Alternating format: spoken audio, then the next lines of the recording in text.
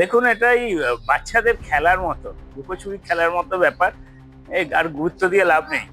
Vote এলেই এই সবগুলো করে মানুষকে দেখানো, একটা ভুল বোঝানোর চেষ্টা হয়।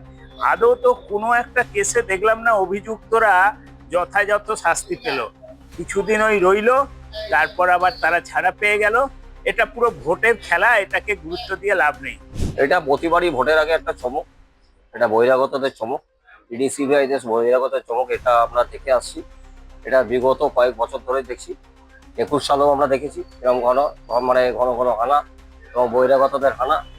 এছাড়া আমাদের নতুন করে বলার কিছু নেই, কারণ বহিরাগতরা বারবার ঈদের সময় প্রধানমন্ত্রীকে আমরা, তারপর আমরা স্বরাষ্ট্রমন্ত্রীকে প্রত্যেককেই আমরা দেখতে পাই ভোটের আগে।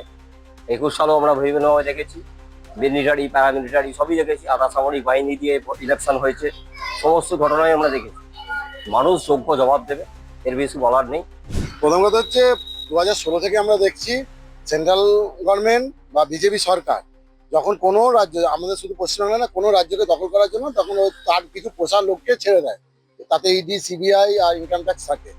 আজকেও কলকাতায় কিছু জায়গায় ইনকাম ট্যাক্স ইডি রেড পড়েছে, কিন্তু ওনাদেরই বিধায়ক শঙ্করের, যখন উত্তরবঙ্গে শঙ্করের ওখান থেকে টাকা ধরা পড়েছে ওখানে ইডি পৌঁছায় না, সিবিআইও পৌঁছায় না, ইনকাম ট্যাক্স দেখেই না, তাকাতে পারে না।